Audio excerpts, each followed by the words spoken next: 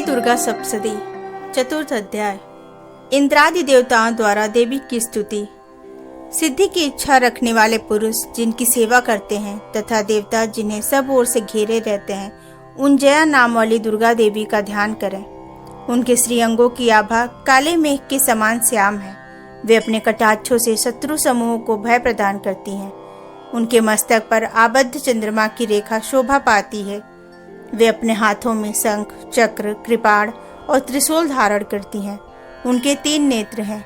वे सिंह के कंधे पर चढ़ी हुई हैं और अपने तेज से तीनों लोगों को परिपूर्ण कर रही हैं। ऋषि कहते हैं, अत्यंत पराक्रमी दुरात्मा महिषासुर तथा उसकी दैत्य सेना के देवी के हाथ से मारे जाने पर इंद्र आदि देवता प्रणाम के लिए गर्दन तथा कंधे झुकाकर उन भगवती दुर्गा का उत्तम वचनों द्वारा स्तवन करते हैं। उस समय उनके सुंदर अंगों में अत्यंत हर्ष के कारण रोमांच हो आया था।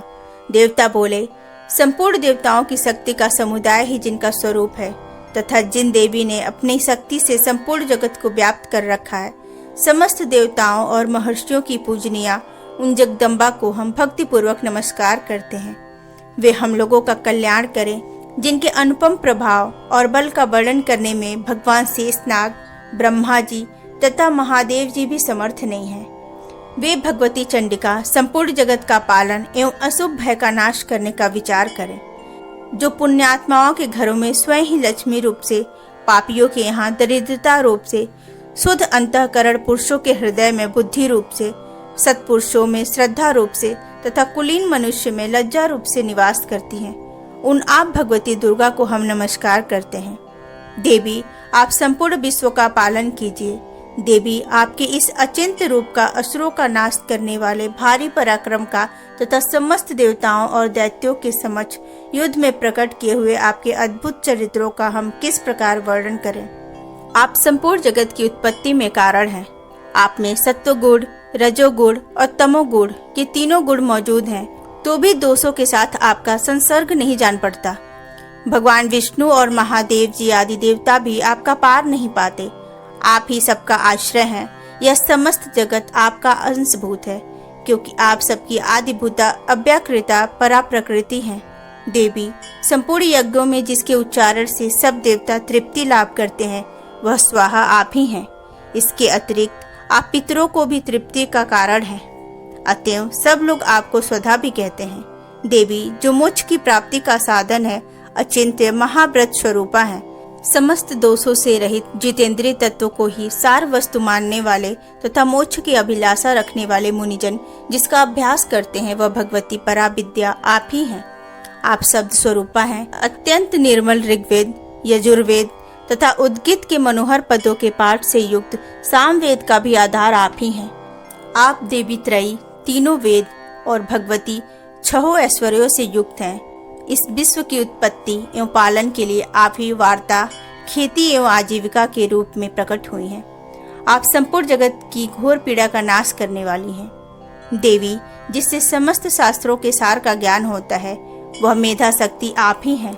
दुर्गम भवसागर से पार उतारने वाली नौका रूप दुर्गा देवी भी आप ही हैं। आपकी कहीं भी आसक्ति नहीं है। कैटभ के शत्रु भगवान विष्णु के वक्षस्थल में एकमात्र निवास करने वाली भगवती लक्ष्मी तथा भगवान चंद्रशेखर द्वारा सम्मानित गौरी देवी भी आप ही हैं। आपका मुख मंद मुस्कान से सुशोभित, निर्मल, पूर्ण चंद्रमा के बिंब का अनुकरण करने वाला और उत्तम सुवर्ण की मनोहर कांति से कमनीय है। तो भी उसे देखकर महिषासुर को क्रोध हुआ और सहसा उसने उस पर प्रहार कर दिया। यह बड़े आश्चर्य की बात है।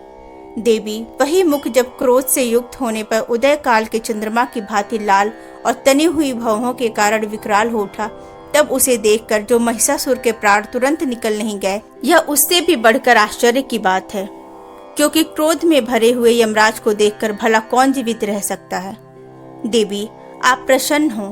परमात्मा स्वरूपा आपके प्रसन्न होने पर जगत का अभ्युदय होता है और क्रोध में भर जाने पर आप तत्काल ही कितने कुलों का सर्वनाश कर डालती हैं। यह बात अभी अनुभव में आई है, क्योंकि महिषासुर की यह विशाल सेना क्षण भर में आपके कोप से नष्ट हो गई है। सदा अभ्युदय प्रदान करने वाली आप जिन पर प्रसन्न रहती हैं, वे ही देश में सम्मानित हैं। उन्हीं को धन और यश की प्राप्ति होती है। उन्हीं का धर्म कभी शिथिल नहीं होता। तथा वे ही अपने हृष्ट पुष्ट स्त्री पुत्र और भृत्यों के साथ धन्य माने जाते हैं।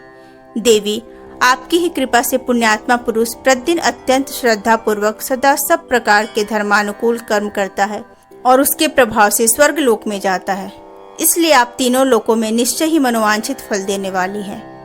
माँ दुर्गे, आप स्मरण करने पर सब प्राणियों का भय हर लेती हैं और स्वस्थ पुरुषों द्वारा चिंतन करने पर उन्हें परम कल्याणमयी बुद्धि प्रदान करती हैं। दुख, दरिद्रता और भय हरने वाली देवी, आपके सिवा दूसरी कौन है जिसका चित्त सबका उपकार करने के लिए सदा हृदयार्द रहता हो। देवी, इन राक्षसों के मारने से संसार को सुख मिले तथा ये राक्षस चिरकाल तक नरक में रहने के लिए भले ही पाप करते रहे हों, इस समय संग्राम में मृत्यु को प्राप्त होकर स्वर्ग लोक में जाएं, निश्चय ही यही सोचकर आप शत्रुओं का वध करती हैं। आप शत्रुओं पर शस्त्रों का प्रहार क्यों करती हैं? समस्त असुरों को दृष्टिपात मात्र से ही भस्म क्यों नहीं कर देती? इसमें एक रहस्य है। ये शत्रु भी हमारे शस्त्रों से पवित्र होकर उत्तम लोकों में जाएं, इस प्रकार उनके प्रति भी आपका विचार अत्यंत उत्तम रहता है। खड़ग के तेज पुंज की भयंकर दीप्ति से तथा आपके त्रिशूल के अग्रभाग की घनीभूत प्रभा से चौंधियाकर जो असुरों की आंखें फूट नहीं गई, उसमें कारण यही था कि वे मनोहर रश्मियों से युक्त चंद्रमा के समान आनंद प्रदान करने वाले आपके इस सुंदर मुख का दर्शन करते थे। देवी, आपका शील दुराचारियों के बुरे बर्ताव को दूर करने वाला है। साथ ही यह रूप ऐसा है जो कभी चिंतन में भी नहीं आ सकता और जिसकी कभी दूसरों से तुलना भी नहीं हो सकती, तथा आपका बल और पराक्रम तो उन दैत्यों का भी नाश करने वाला है जो कभी देवताओं के पराक्रम को भी नष्ट कर चुके थे। इस प्रकार आपने शत्रुओं पर भी अपनी दया ही प्रकट की है। वरदायिनी देवी, आपके इस पराक्रम की किसी के साथ तुलना हो सकती है तथा शत्रुओं को भय देने वाला एवं अत्यंत मनोहर ऐसा रूप भी आपके सिवा और कहाँ है? हृदय में कृपा और युद्ध में निष्ठुरता, ये दोनों बातें तीनों लोगों के भीतर केवल आप में ही देखी गई हैं। मातः, आपने शत्रुओं का नाश करके इस समस्त त्रिलोकी की रक्षा की है। उन शत्रुओं को भी युद्ध भूमि में मारकर स्वर्ग लोक में पहुंचाया है तथा उन्मत्त दैत्यों से प्राप्त होने वाले हम लोगों के भय को भी दूर कर दिया है। आपको हमारा नमस्कार है। देवी, आप शूल से हमारी रक्षा करें। अंबिके, आप खड़ग से भी हमारी रक्षा करें तथा घंटा की ध्वनि और धनुष की टंकार से भी हम लोगों की रक्षा करें।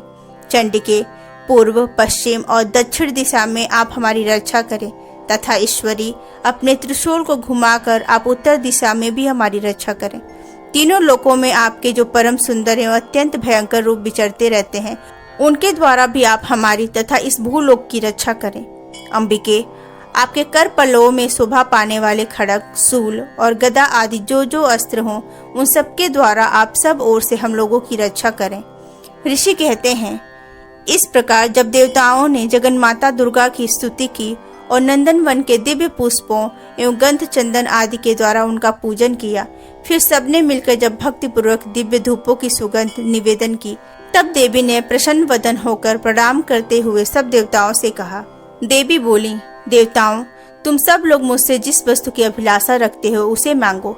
देवता बोले, भगवती ने हमारी सब इच्छा पूर्ण कर दी, अब कुछ भी बाकी नहीं है, क्योंकि हमारा यह शत्रु महिषासुर मारा गया। महेश्वरी, इतने पर भी यदि आप हमें और वर देना चाहती हैं, तो हम जब जब आपका स्मरण करें तब तब आप दर्शन देकर हम लोगों के महान संकट दूर कर दिया करें तथा प्रसन्न मुखी अंबिके, जो मनुष्य इन स्तोत्रों द्वारा आपकी स्तुति करे, उसे वित्त, समृद्धि और वैभव देने के साथ ही उसकी धन और स्त्री आदि संपत्ति को भी बढ़ाने के लिए आप सदा हम पर प्रसन्न रहें। ऋषि कहते हैं, राजन, देवताओं ने जब अपने तथा जगत के कल्याण के लिए भद्रकाली देवी को इस प्रकार प्रसन्न किया, तब वे तथास्तु कहकर वही अंतर ध्यान हो गई। भोपाल, इस प्रकार पूर्व काल में तीनों लोगों का हित चाहने वाली देवी जिस प्रकार देवताओं के शरीर से प्रकट हुई थी, वह सब कथा मैंने कह सुनाई। अब पुनः देवताओं का उपकार करने वाली वे देवी दुष्ट दैत्यों तथा शुंभ निशुंभ का वध करने के लिए, सब लोगों की रक्षा करने के लिए गौरी देवी के शरीर से जिस प्रकार प्रकट हुई थी, वह सब प्रसंग मेरे मुंह से सुनो। मैं उसका तुमसे यथावत वर्णन करता हूँ। इस प्रकार श्री मार्कंडेय पुराण में सावर्णिक मनवंतर की कथा के अंतर्गत देवी महात्म्य में इंद्रादि देवताओं द्वारा देवी की स्तुति नामक चौथा अध्याय पूरा हुआ।